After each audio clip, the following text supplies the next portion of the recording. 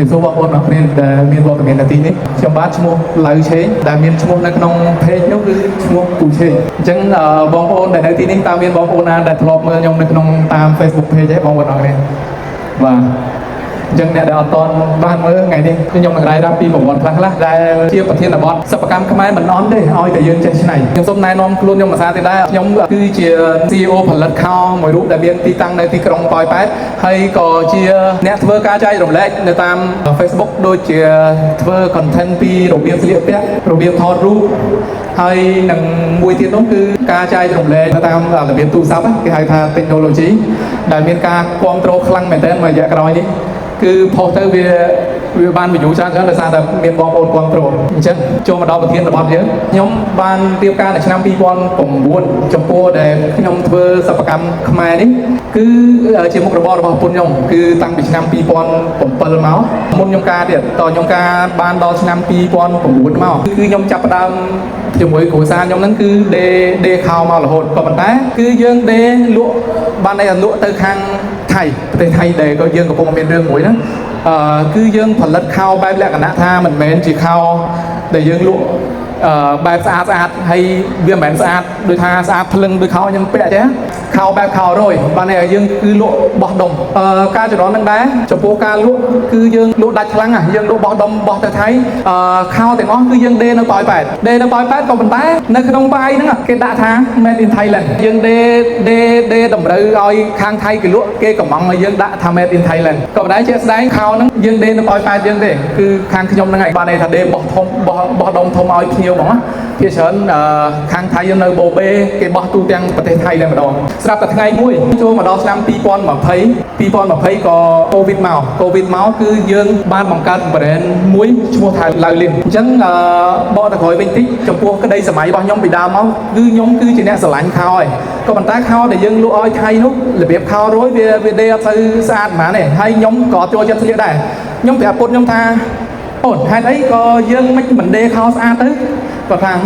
แต่เดข้าวสารไม่แต่การเดข้าวสารคือยืนเตะการปรัดจังเวทไลจังไทยกี่ซีแต่ปั้นนั่งเด้จังยังเดแต่ปั้นนั่งบ้านแต่การเดทไลไปคอตีสายให้คนลูกปีมาไงดัดvậy đó cứลูกดัดคลั่งเหมือนเดิมแต่โหดดอลเปย์ยังเธอข้าวทำไมบ้านนั่นเมียนเปย์ไปเลี้ยเธอส่งไปแต่จองเธอก็ยังเอาเมียนเปย์ไปเลี้ยเธอได้แต่ซาแต่ยังลูกดัดเปย์เสียแต่มาโจมาดอลละชั้นปีก่อนของไทยนั้นก็เป็นโควิดการล้างยังไม่อาจร้องท่าเฮลฮาบอกบ้านใดท่าจะพูดอาการแต่ยังลูกนั้นคือยังเมียนแต่ปัจจุบันแต่การนาบัดเชียงเดยังแต่อ้อนึกปล่อยไปนั้นคือก็รับเมียนการเงินเธอส่งไปแต่บกกับเล็กยมแต่อ้อดำไทยเนี่ยแต่เธอการอ้อยยมนั้นก็ผู้ก็รับเมียนการเงินเธอได้ตอนนั้นจังก็ได้สมัยแต่ยังคอมกึศตั้งบิดบนน้องคือเวียกับโกหกกายมองกันนัดยังเมียนสลับไปจุ่มแน่จุ่มเนี้ยกับยังเมียนได้hai đấy bạn dân mình vừa ở vậy muối sầm đạp mai chứ chân sẹo ta đo ngay pi pon một hay đang máu covid card láng bạn đôi bom ôn học liên đang ấy bị sai online và chắp vào miền chắp pi pe đang màu bắt đầu pi ca lụa offline để dân drop từ lụa nơi tô lụa bao đóng bay thì dân tới quảng cáo Facebook lụa tam online hơi và các cái đây thaนี่คือจะแบรนด์เขา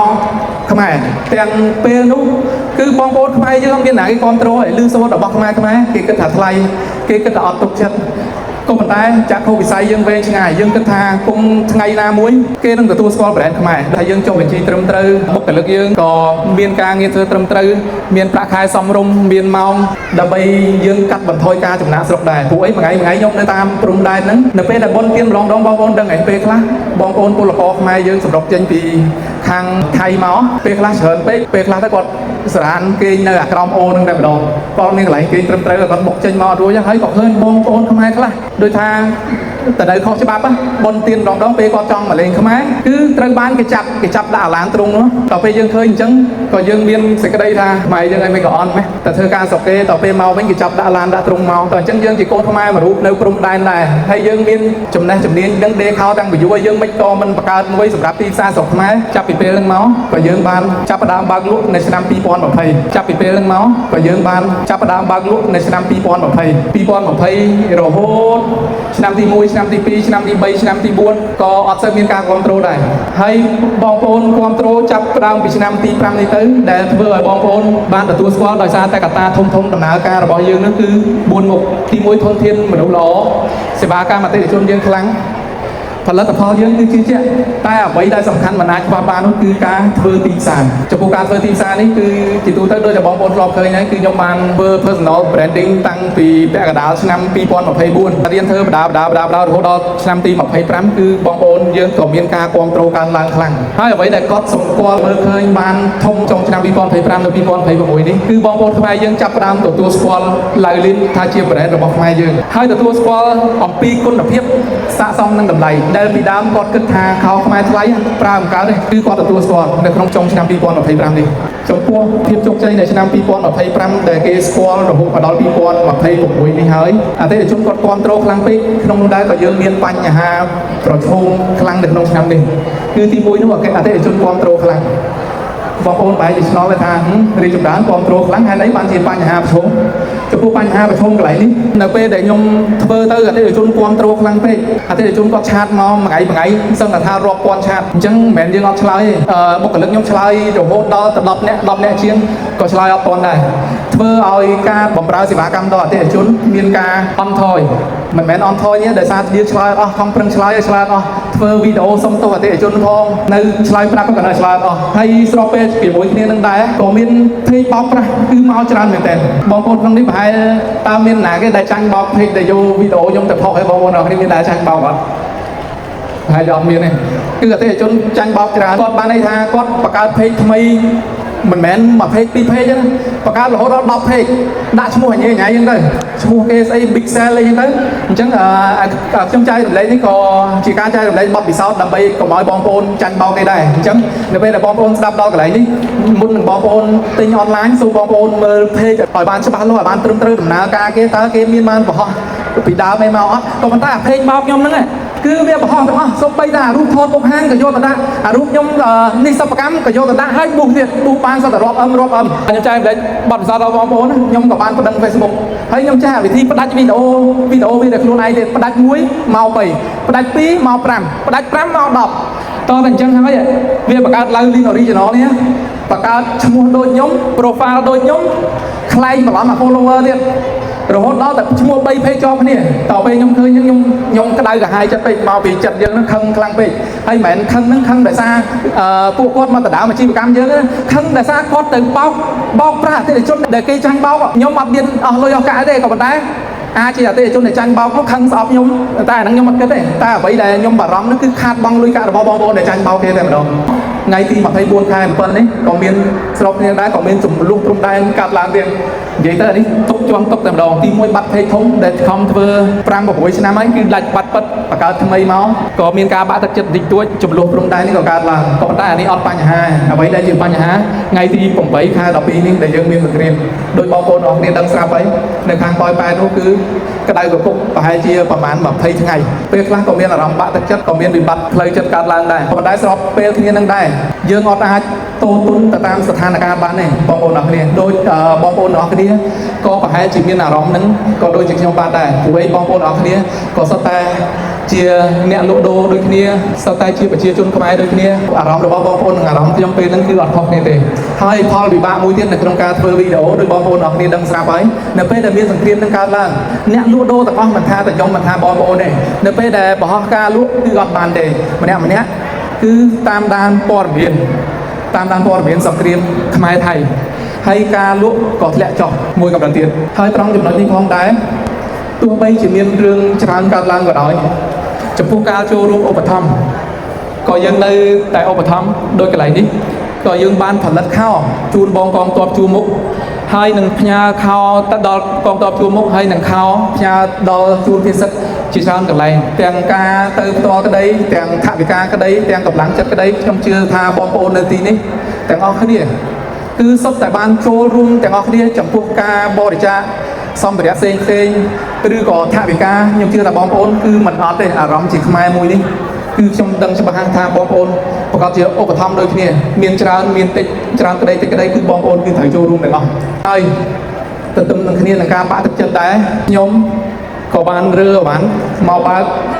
សាខាថ្មីនៅភ្នំពេញនេះថែមមួយសាខាទៀតគឺនៅសាខាបឹងកេងកងចំពោះក្តីសង្ឃឹមរបស់ខ្ញុំគឺនៅពេលដែលខ្ញុំបានមកបំពេញខ្ញុំបានទៅធ្វើកម្មវិធីពិព័រណ៍នៅ Eon Mall Sansoft នៅជីបម៉ុង271នៅពេលដែលមកឃើញបងប្អូនអតិថិជនរបស់ខ្ញុំគឺគាំទ្រច្រើនខ្លាំងមែនទែនដែលមិននឹកស្មានដល់តែម្ដងយើងធម្មតាយើងនៅតែបោយប៉ែតលក់ទៅតាមអនឡាញតោះនៅពេលមកអញ្ចឹងបានដឹងថាអូតាមពិតពីដើមមកគឺព្រាបបីដូចជាកែក្នុងដងហ្នឹងឥឡូវនេះបានចេញពីដងមកដល់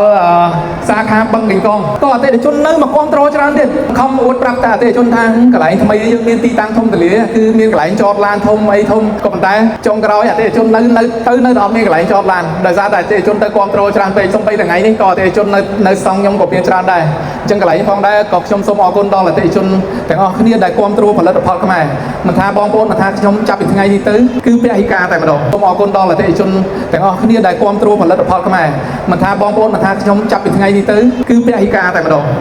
ក្នុងនាមខ្ញុំជាម្ចាស់អាជីវកម្មក៏ដូចជាជនភៀសសឹកមួយរូបដែលជឿចិត្តអត់ទ្រូងរងចាំមានថ្ងៃនេះដើម្បីប្រាប់បងប្អូនជំរុញជាថាសិប្បកម្មខ្មែរមិនអស់ទេឲ្យតែយើងចេះច្នៃបងប្អូនកន្លែងនេះបងប្អូនត្រូវចងចាំថាសង្គ្រាមខ្មែរថៃជាបញ្ហារីឯពហិការគឺជាឱកាសកន្លែងនេះគឺជាឱកាសអ្វីគឺជាឱកាសសម្រាប់បងប្អូនដែលត្រៀមនឹងធ្វើផលិតផលខ្មែរបានត្រៀមផលិតកំពុងតែមាននៅក្នុងដៃស្រាប់ហើយគឺបងប្អូនត្រូវស្វះស្វែងរកទីផ្សារដូចជាលោកគ្រូ business ថ្ងៃនេះអញ្ចឹងគឺប្រមូលបងប្អូនដែលខ្មែរទាំងអស់គឺមកតាំងពីពណ៌ឲ្យបងប្អូនឃើញដូចខ្ញុំរាល់ថ្ងៃអញ្ចឹងរាល់ដងខ្ញុំប្រើសាប៊ូរបស់កូនក្មេងអីអញ្ចឹងណាគឺខ្ញុំអត់ទាន់រកអីប្រើជំនួសបានទេនៅពេលដែលខ្ញុំមកនេះគឺមានគ្រប់សពទាំងអស់តោះអញ្ចឹងគឺខ្ញុំដើរមកទិញកន្លែងមួយដើម្បីជំនួសពីដើមមកខ្ញុំអត់ដឹងថាទៅទិញនៅណាតទៅពេលមកអញ្ចឹង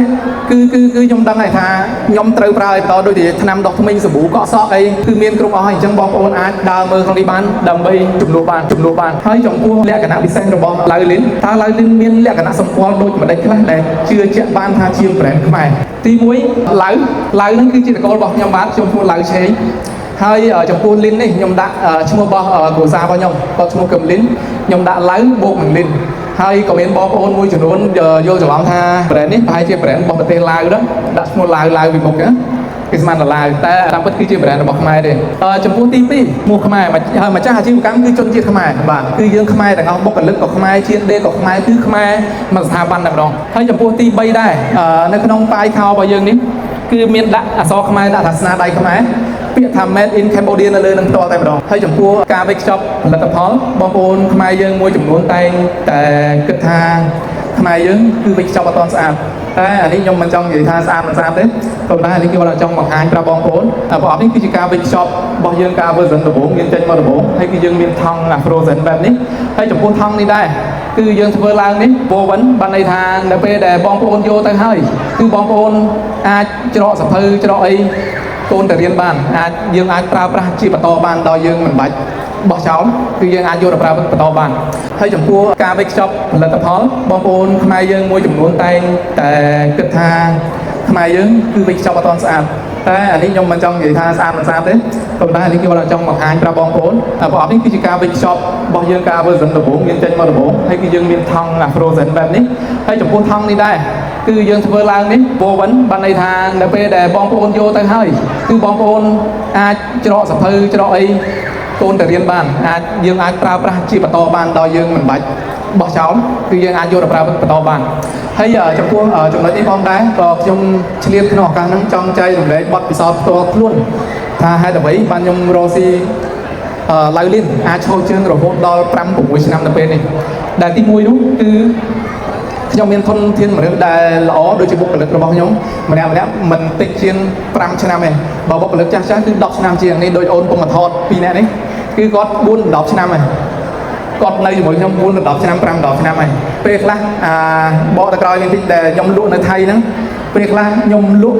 ច្រកឲ្យអតិថិជនរហូតដល់ម៉ោង2 យប់ 3 យប់នៅក្នុងផ្សារថៃក៏មានដែរនិយាយទៅគឺគាត់តស៊ូមែនតើខ្ញុំសូមកោតសរសើរពួកគាត់ដែលតស៊ូពីដើមមកអញ្ចឹងសូមបងប្អូនជួយទះដៃឲ្យបង2នាក់នេះមួយ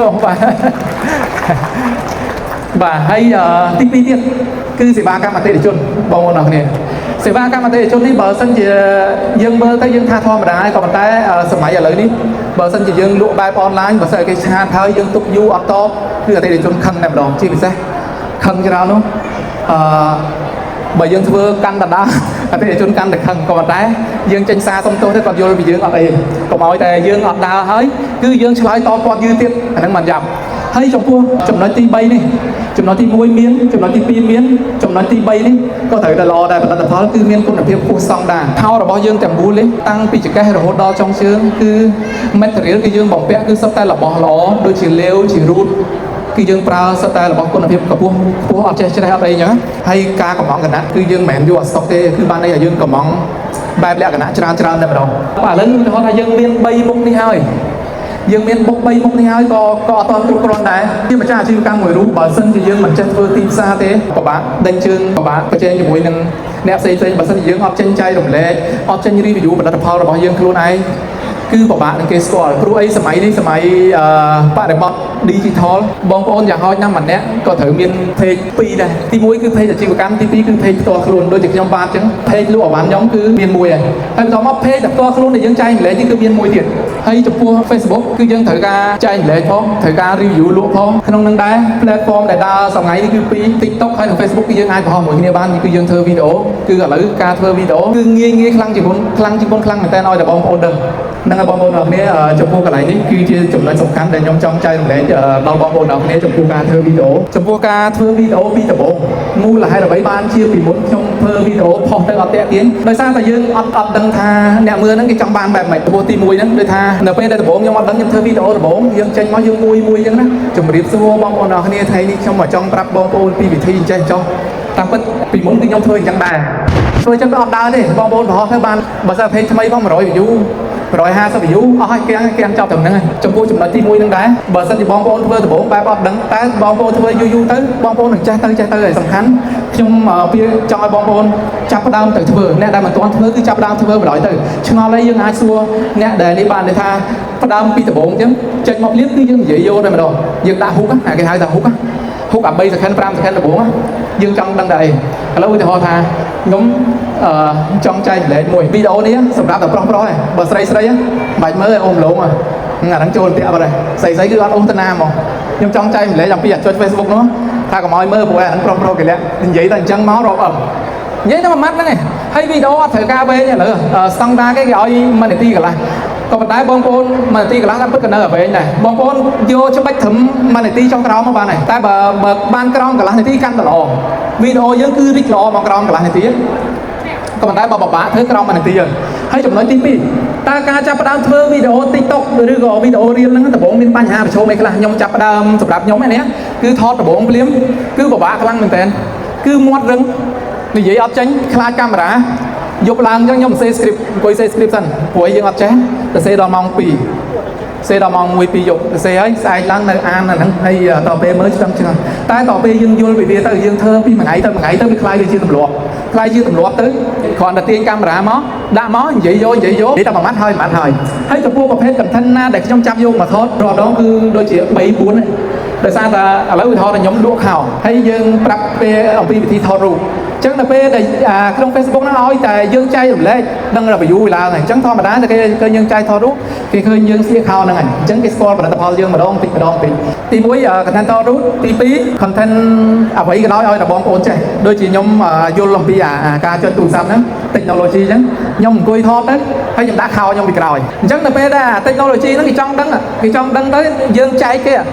content ដែលឡើង view ខ្លាំងគឺជា content ដែលឲ្យប្រយោជន៍ដល់អ្នកមើលអ្វីដែលយើងឲ្យប្រយោជន៍ដល់អ្នកមើលគឺ view ឡើងហើយអញ្ចឹងខោយើងដាក់ពីក្រោយទៅគេឃើញខោតែបីបិទតែ technology ហ្នឹងវាអត់តាក់ទងមួយខោមែនក៏ប៉ុន្តែគេបានឃើញនិយាយទៅធ្វើមិនឲ្យគេឃើញដូចទាំងប៉ាណូពីដើមអញ្ចឹងយើងជួលគេដាក់ផ្លូវមនីវងមួយខែអស់រាប់ពាន់រាប់ម៉ឺនតែឥឡូវយើងគ្រាន់តែធ្វើអញ្ចឹងទៅគេឃើញរាប់លានអ្នកដូចគ្នា chẳng bạn đây tha sầm máy là cứ việc học vì sầm máy một chẳng dương trời bật bàn về toàn và tốt vì video tu khá lăng ta thả phải giỏi ba này khá lăng anh tập tu hơi cứ miên là thả phải giỏi cho bong ôn nọ này riêng đạiนักสมานมันลองđúng bên nhom tranh một cáiคือบองโอนสกอร์บองโอนhai người chẳng nông niên dương ban trai chụp lệ đò cụ quạt chẳng thắng mơ video ôn mơ video bong trai tam ôn là choนี่chẳng có dương miên là làm sầm máy chất hay cái đó nó cứ cụ quạt mà chui quang trôi dương bongแต่bây giờ cái score cho nó cứ là thả phải giỏi mơ dương luôn đặt chừng một hay à vậy là สำคัญที่เราเอาแต่จะชนก็มีตำหนุกจัดให้ขนมนั่งท้องได้แม่นมีแต่ตำหนุกจัดให้ยังมันมีตำหนุกเขาเตยคือตำหนุกเขาเตยคือปิ้งตีแต่มาดอกทอดมานะยังคือจีมันดูเราบอกมหาชนแต่มหาชนรวมเรียนเนี้ยบ้านเคยยังคือยังเตยแต่มีตำหนุกเขาเตยบางทียังเอาตำหนุกเขาเตยมีจอบให้ตำหนุกมีตัวในช่อง Facebook ในเป้เลยยังทอดมุ้ยคือยังอาจพอบานปีใบยังแต่พอติ๊กต็อกพอแต่งเรียลฟองเดิมมีการลวกกันดัดดัดทอดมาได้คือยังสบายใจเลยน้องดูฟองได้ชมในแต่รวมเล็กดอลบองโอนสำเร็จเชียนเพียงกมายไทยคือจีปัญหาเรียเปียหิกาชมในแต่เพียงเดียวบองโอนคือเปียหิกามวยชีวิตแต่เราคือกันแต่รอโดยซาตาเราบอกปราบรังคือขมายยังปากกาบองโอนน้องเนี่ยคือตั้งปีจงเสาะเราโหดจงเจอคือขมายยังคือเธอบ้านน้อยจะปูกาปราบรังเหมือนท่าจังบองโอนน้องเนี่ยสบายแต่ยงก็ถือพลังดูได้คือปราบรังแต่เราบอกขมายคือติ้งแต่เราบอกขมายคือโยมปราบแต่เราคือบอกปราบรังยังแต่ออกเนี่ยคือเชื่อตกจัดแต่เลยบองไปเดี๋ยวกองทัพยังเรียกรองเท้าวิบากให้ขมายรวมคือขมายกลางจังอะไรนี่ตัวจอมันจะอะไรนั้นยงสำคัญแต่ก็ได้สมัยเราบอกยงก็โดยจีก็ได้สมัยเราบองโอนออกเนี่ยได้เชื่อไปใช่ความโตไว้ได้เชื่อเราบอกขมายสโลลันสนาได้โอนขมายสโลลันลายลินบ่าสมองคนចាសូមអរគុណសម្រាប់លោកលេខ2នៅក្នុងការចាបត់បង្ហាញចាពោពេញដោយសារដីស្នេហាជាតិណាចាប្រដាក់ដំណាក់ណាថ្ងៃនេះចាមានឃើញបងស្រីនៅមួយនៅក្នុងតាមមានឆ្នាំមុនមានកដោចំណុចដៃទៅសួរបញ្ជាក់មកមានเนาะចាខ្ញុំមាននៅវេទិកាឲ្យហើយអត់មានទេខ្ញុំជូនកដោបងឯងយើងទៅវេទិកាបន្តចាឡើយធ្វើមិនសួរចាចាំបើសិនជាបងមានសំណួរបងនៅខាងក្រៅណាចាដែលគាត់ស្ដាប់មានសំណួរហើយចាអាចលើកដៃសួរប្រហែលក៏អត់មានទេបងប្រហែលសួរវិញចាដល់មកដល់សំណួរយើងវិញខ្ញុំចង់សួរសំណួរថាតើឈ្មោះឡៅលីននេះគឺបានមកពីណាបាទសំណួរទី1ចាសំណួរទី1ឈ្មោះឡៅលីនអូយលើកដៃចាថាក៏បងរកខ្លួនឯងចាខំแบบไว้មួយសុំពិធីការនេះសុំចេញពីកន្លែងនេះខ្លាចគេវាយ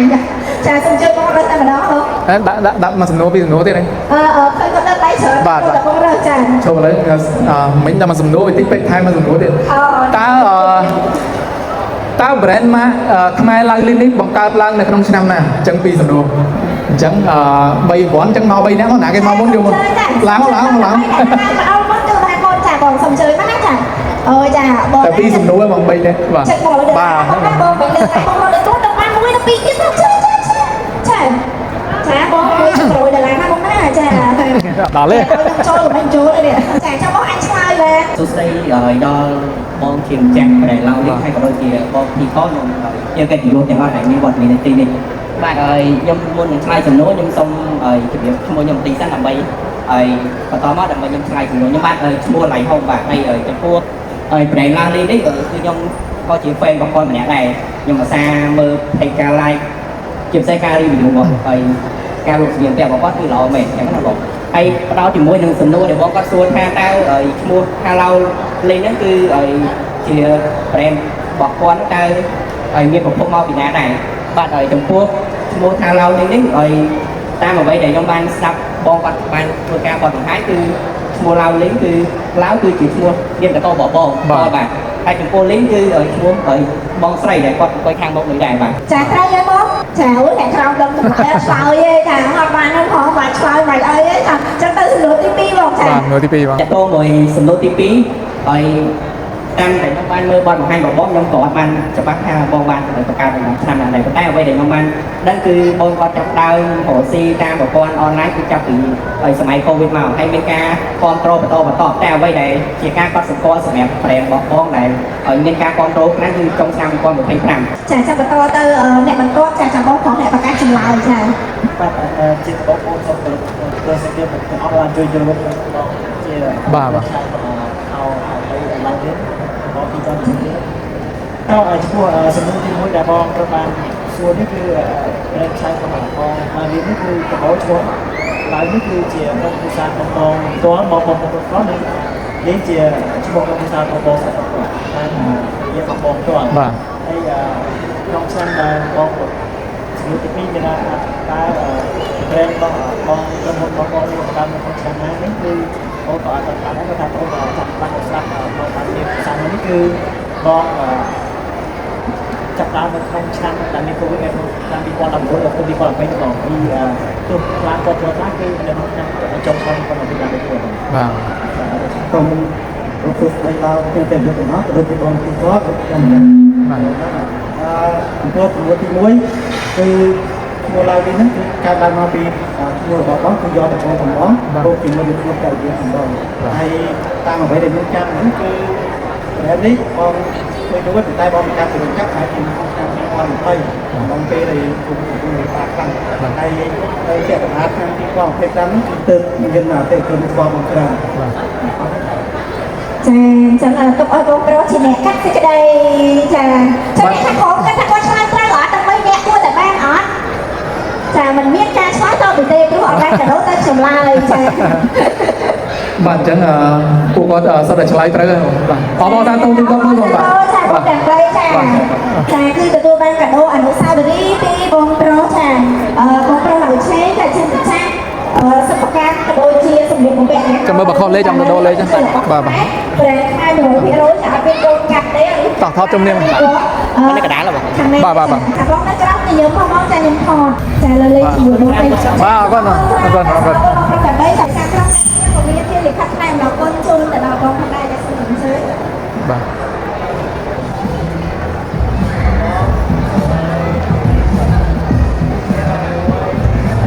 បងសុំម្នាក់ឯងមួយមក បាទបាទ ចាសូមអរគុណច្រើនចាសូមរូបបងមួយចា អរគុណ ចាសូម